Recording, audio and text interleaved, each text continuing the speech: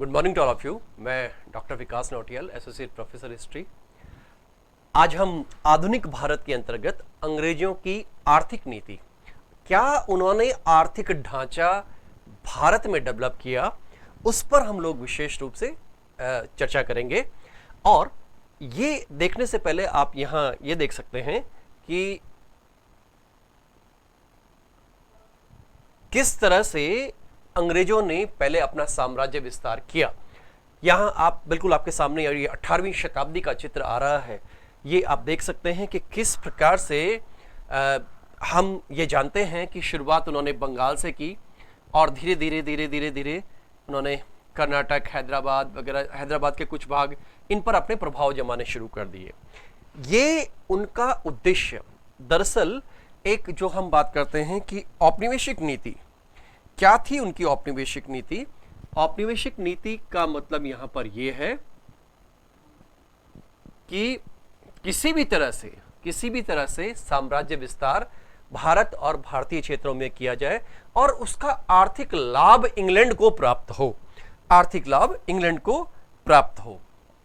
ये कहना चाहते हैं अंग्रेज, ये सोचना चाहते हैं अंग्रेज। यहां पर मैं एक बात आपको चर्चा करना चाहूंगा, क्योंकि ये बात लगभग 17वीं 18वीं शताब्दी की है। एक विचारधारा थी वाणिज्यवादी विचारधारा। वाणिज्यवादी विचारधारा, जैसे कि नाम से लग रहा है, वाणिज्य मतलब व्यापार वाणिज्य से मतलब है, लेन देन से मतलब है। आपको पिछले लेक्चर का याद होगा, मैंने बताया था कि किस तरह से वास्को डी गामा भारत आया और वास्को डी गामा यहां से जब भारत से जब निकला तो उसने भारत के उत्पादों को 60 गुनी कीमत पर जाकर यूरोप में बेचा।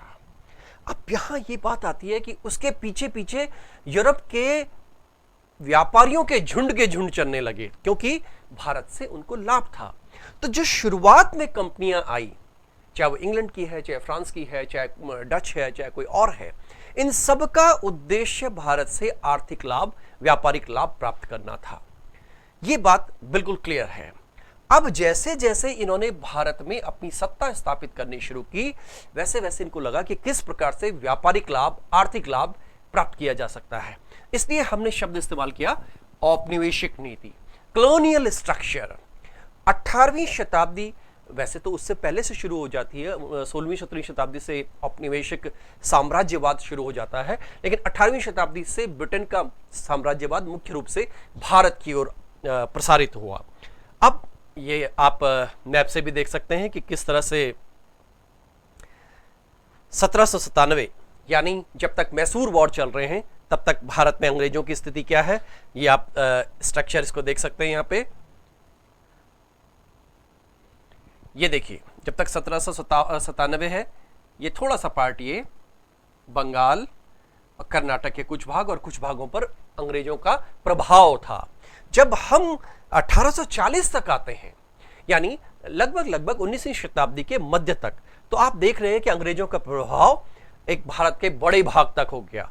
और 1857 तक आते आते, यानी कि जब देश का पहला स्वतंत्रता संग्राम हुआ, तब तक आते आते भारतीय उपमहाद्वीप के एक बड़े भाग पर अंग्रेजों का नियंत्रण हो गया। अब इस नियंत्रण करने के बाद क्या, अब इसके बाद क्या करना चाहते हैं अंग्रेज, इस पर हम लोग बात करेंगे।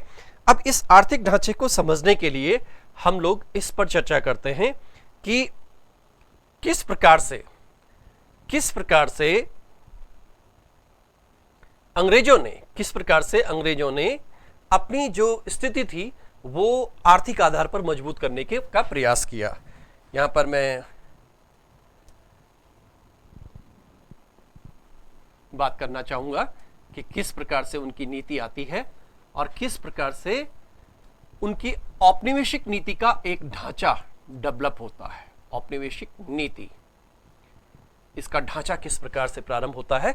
तो सबसे पहले जब वो भारत में उन्होंने अपनी सत्ता स्थापित की, जैसे बंगाल में स्थापित की या कर्नाटक के कुछ भागों में या फिर किसी मैसूर के भाग में, तो उद्देश्य था कि सेटलमेंट्स कैसे किए जाएं, रेवेन्यू सेटलमेंट्स, अधिकतम राजस्व कैसे प्राप्त किया जाए, राजस्व प्राप्ति, राजस्व कैसे बढ़ाया जाए। इस समय तक रिकार्डो का रेंटल थ्योरी आ चुकी थी, यूटिलिटेरियन थ्योरी आ चुकी थी। ये यूरोप में ये थ्योरी उस समय बहुत प्रचलन में थी। तो राजस्व के संबंध में स्थायी बंदोबस्त, ये मुख्य रूप से बंगाल में था।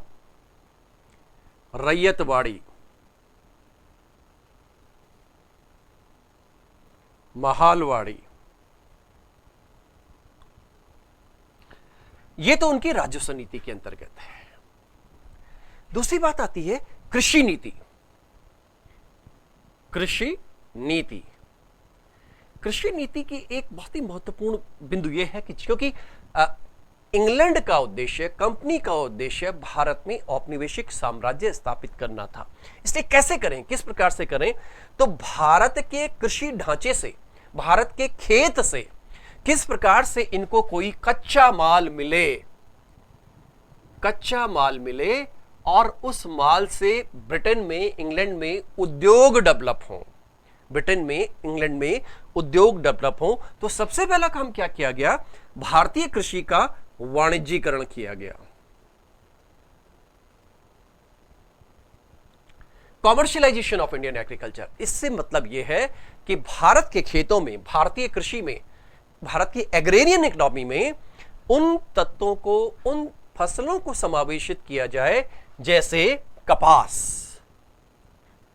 जैसे जूट, जो भी एक तरह से कैश क्रॉप्स हैं, नगदी फसलें हैं, उनको यहां पे लाया जाए। देखिए, नगदी फसलों की खास बात होती है कि इसको हम सीधे नहीं खा सकते हैं। जैसे आप चाहे बात करें कपास की, चाहे बात करें जूट की, लेकिन इनकी एक मार्केट वैल्यू होती है। इस मार्केट वैल्यू को देखना चाह रहे हैं अंग्रेज। और क्योंकि इस समय तक 18वीं शताब्दी के उत्तरार्ध तक इंग्लैंड में औद्योगिक क्रांति हो चुकी थी। जब औद्योगिक क्रांति हो चुकी थी तो इंग्लैंड के उद्योगों को कच्चे माल के प्राप्ति की आवश्यकता थी। तो कच्चा माल कहां से प्राप्त हो, इंडिया से प्राप्त हो। तो इसलिए इंडिया के खेतों में कपास बोया गया, जूट बोया गया। स्वाभाविक रूप से इसका परिणाम क्या होने वाला है, अगर आप कैश क्रॉप खेत में डालेंगे तो खाद्यान्न फसलों की कमी आएगी, यानी खाद्यान्न की कमी आएगी। इसीलिए भारत के इतिहास में पहली बार मानव निर्मित अकाल भी अंग्रेजों की इस औपनिवेशिक नीति से ही प्रारंभ हुई। इसके बाद आती है एक अगली नीति, आती है औद्योगिक नीति। औद्योगिक नीति, इस औद्योगिक नीति का उनका जो फॉर्मूला है क्या था, भारतीय उद्योगों को समाप्त किया जाए, या यूं मैं दूसरे शब्दों में बोलूं, भारतीय उद्योगों को तबाह कर दिया जाए। इस समय तक 18वीं शताब्दी तक भारत की जो औद्योगिक वस्तुएं थी, खास करके जो भारत से विलासिता की सामग्री यूरोप में जाती थी और वहां यूरोप में उसकी भारी मांग थी।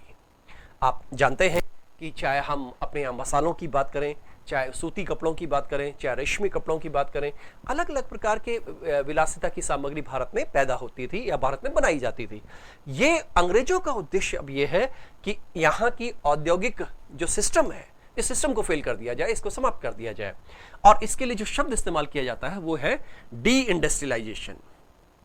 डी इंडस्ट्रियलाइजेशन अर्थात विऔद्योगीकरण। अंग्रेजों ने विऔद्योगीकरण के आधार पर भारत के उद्योगों को तबाह कर दिया। और इस तबाह करने की प्रक्रिया में जो भारत का आधारित एक ढांचा था, आर्थिक ढांचा था, उस आर्थिक ढांचे को ध्वस्त करके कौन सा ढांचा चाहिए, औपनिवेशिक ढांचा चाहिए। अब इसके अलावा अन्य नीतियां जो आती हैं, अन्य नीतियों को जस्ट मैं एक बार टच करते हुए चल रहा हूं। अन्य नीतियां क्या है, राजकोषीय नीति। राजकोषीय नीति, इसमें पूरा टैक्सेशन आता है, किस तरह से आयात कर होगा, किस तरह से निर्यात कर होगा, तो ये टैक्सेशन की पॉलिसीज हैं। और इसके अलावा व्यापार वाणिज्य संबंधी नीतियां हैं और अन्य नीतियां। तो ये जो आर्थिक ढांचा है, कृषि की नीति है, राजस्व की नीति है, उद्योग की नीति है, ये अंग्रेजों का एक सेटअप था। इस सेटअप के अंतर्गत हम सबसे पहले चर्चा कर रहे हैं कि भारत में उन्होंने राजस्व बंदोबस्त किस प्रकार से किए, राजस्व बंदोबस्त किस प्रकार से किए। और इसी को देखते हुए हम देखते हैं कि सबसे पहले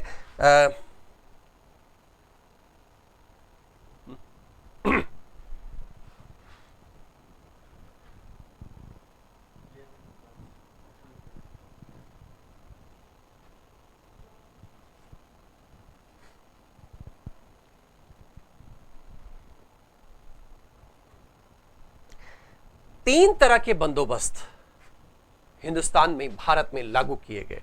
इसमें से जो पहला बंदोबस्त था, उस बंदोबस्त को हमने नाम दिया है स्थायी बंदोबस्त। क्या नाम दिया, स्थायी बंदोबस्त। स्थाई। ये स्थाई शब्द से तात्पर्य क्या है? ये शब्द लिखा हुआ है permanent settlement. Permanent settlement actually जब अंग्रेजों ने बंगाल में अपनी सत्ता स्थापित की तो शुरुआत में उनको यहाँ के राजस्व नियमों की जानकारी नहीं थी। भारत में राजस्व कैसे उगाना है इसके बारे में वो नहीं जानते थे। इसलिए उन्होंने जो पहला सिस्टम शुरू किया वो ठेके का सिस्टम था। ठेके का सिस्टम यानी इजारेदारी। अब इजारेदारी जब बंगाल में अंग्रेजों की सत्ता स्थापित हो गई, इलाहाबाद की संधि, द्वैत शासन, ये सब हो गया, उसके बाद उन्होंने ये जो इजारेदारी सिस्टम शुरू किया, इसकी एक कमी ये रही कि अंग्रेजों की आय तो हुई लेकिन इस आय में अस्थायीपन था। अस्थायीपन था। इस अस्थायीपन में क्योंकि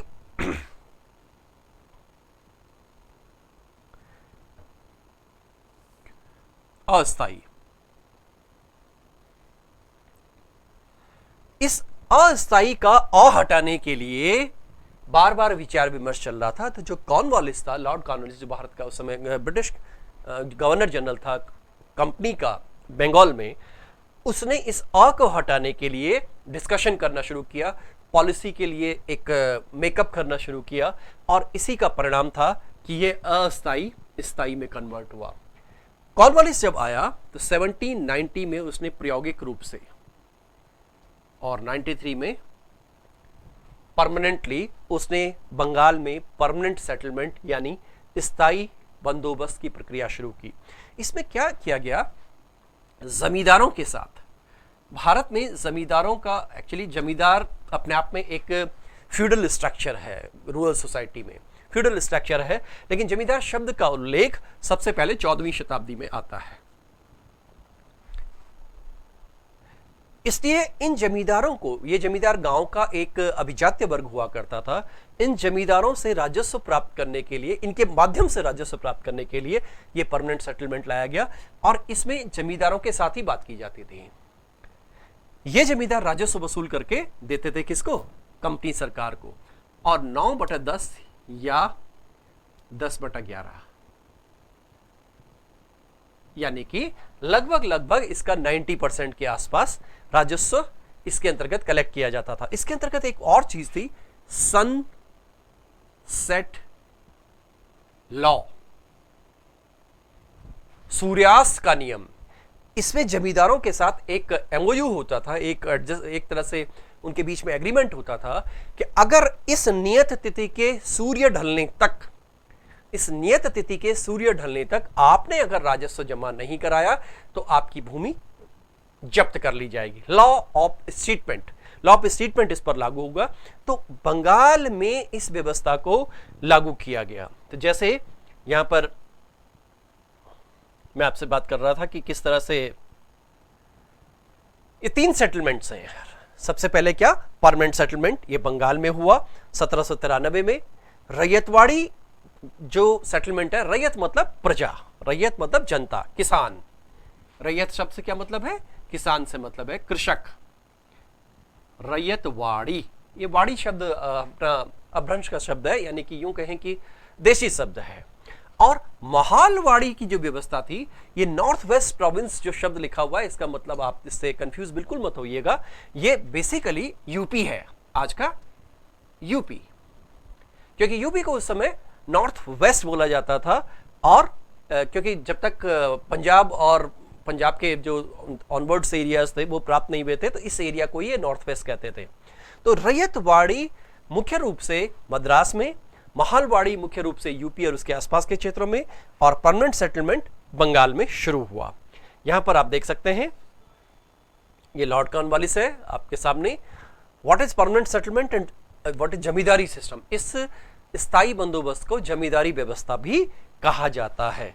और आप इसमें देख सकते हैं, आपके सामने ये पिक्चर आ रहा है, किस प्रकार से जो ये एक ट्रायंगल स्ट्रक्चर है, त्रिकोणीय स्ट्रक्चर है, इसमें देख रहे हैं कि जो अंग्रेज सरकार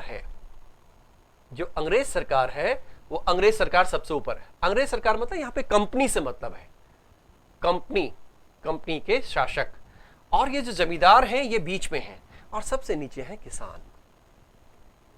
ये स्ट्रक्चर, 3 तरह के स्ट्रक्चर हमारे सामने आ रहे हैं और इसके अंतर्गत ये जमींदार वसूली कहां से करेंगे? इन लोगों से करेंगे। और इसी वसूली के क्रम में ये एक बहुत ही बड़ा विचित्र बात रही कि जमींदार, अंग्रेजों ने भारत में एक ऐसा ग्रुप, एक ऐसा अभिजात्य वर्ग खड़ा किया जो सदैव अंग्रेजों के पक्ष में रहा।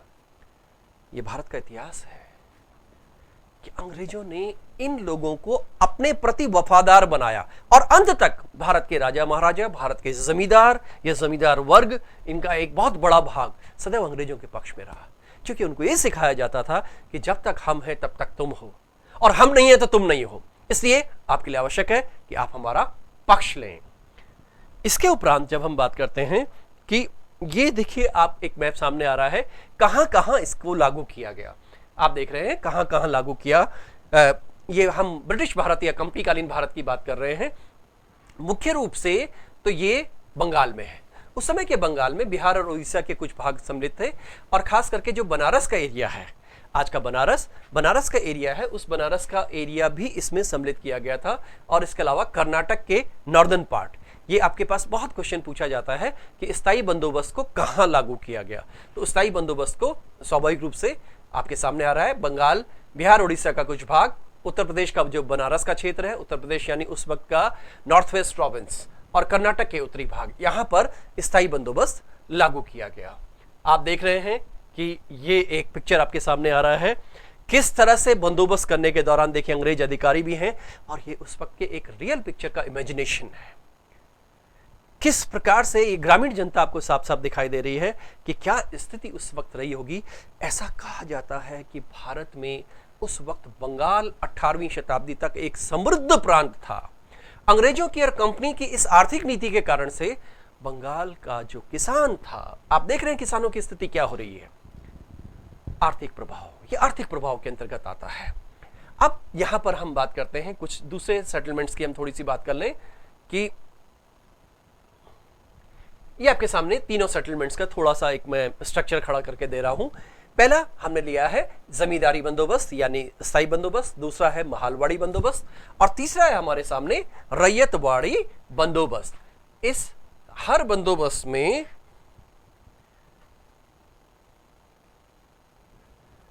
ये आप देख सकते हैं, जमींदारी यानी स्थायी बंदोबस्त, महालवाड़ी, महाल शब्द, ये महाल शब्द है, महाल एक राजस्व इकाई है। तो महाल लागू कहां किया गया? आगरा, अवध, पंजाब, सेंट्रल इंडिया, खास करके जो यूपी और उसके सराउंडिंग्स के एरियाज थे। मराठा युद्धों के बाद इसका एक्सपेरिमेंट शुरू किया गया। रैयतवाड़ी शुरू किया गया था मद्रास में, ये आप देख रहे हैं, मद्रास मुख्य रूप से है, बॉम्बे के कुछ भाग, बेरार का कुछ क्षेत्र और केंद्रीय भारत, सेंट्रल इंडिया का कुछ भाग। ये एक व्यवस्था थी। 1793 में इसे लागू किया गया। कब लागू किया गया? 1793 में, 1822 में, 1792 में ये रैयतवाड़ी एक्सपेरिमेंटल शुरू हुआ। इसी प्रकार से यहां पर क्या क्या हुआ, इस स्थायी बंदोबस्त में जमींदार के साथ बातचीत की गई, जमींदार के साथ एमओयू किया गया। जबकि महालवाड़ी में एक बड़ा जमींदार होता था, कुछ जगहों पे यूपी में उसको तालुकेदार शब्द भी कहा गया है। तालुकेदार, आप पुराना लिटरेचर देखेंगे, पढ़ेंगे तो उसमें एक शब्द मिलता है तालुकेदार। एक शब्द आता है लंबरदार शब्द, अक्सर अपने यहाँ पे यूपी में, भरतपुर में, पंजाब में लंबरदार शब्द आज भी चलता है। तो इस प्रकार से इनका तरीका था। नॉर्मली जो करारोपण की स्थिति थी, करारोपण की स्थिति बड़ी विकट थी। टैक्स ज्यादा लिया जाता था क्योंकि ये जो वर्ग है, ये अंग्रेज जिस पर टैक्स लगाने की बात कर रहे हैं, उसका शोषण की प्रक्रिया इतनी ज्यादा थी कि वो अंतिम रूप से शोषण होगा किसका? किसान का। राजस्व कहां से मिलना है? किसान से मिलना है। इस कारण से इनकी स्थिति बड़ी खराब होती चली गई और आर्थिक नीति का ही प्रभाव था कि भारत धीरे धीरे भीतर से खोखला होता जा रहा था। भारत, सोने की चिड़िया भारत भीतर से खोखला होता हुआ नजर आ रहा था। इस प्रकार से हम देखते हैं कि ये जो प्रक्रिया है, ये प्रक्रिया हम आर्थिक सेटअप के अंतर्गत देखते हैं। ये आप देख सकते हैं, एक क्वेश्चन यहाँ पर आता है कि मद्रास परमानेंट सेटलमेंट कहाँ लागू किया गया, ये सारी चीजें यहाँ पे इंक्लूडेड है। तो ये तीन तरह के सेटलमेंट्स हम देखते हैं और इन तीनों तरह के सेटलमेंट्स, रेवेन्यू सेटलमेंट्स के अंतर्गत भारत में कंपनी ने अपनी व्यवस्था प्रारंभ की। यहाँ पर मैं अंत करने से पहले बताना चाहूँगा कि इसमें हमने जिन पिक्चर्स का इस्तेमाल किया है वो इंटरनेट आर्काइव से है, मैं उनसे धन्यवाद उनको देना चाहूँगा। और आभार है उनका। और इसके अलावा ये बात निश्चित रूप से है कि एक कम समय के वीडियो में बहुत सारी बातें नहीं बताई जा सकती, तो ये एक ओवरऑल एक परिचय है इसका। शेष बात PDF के माध्यम से और क्लास के माध्यम से होगी। थैंक यू, धन्यवाद।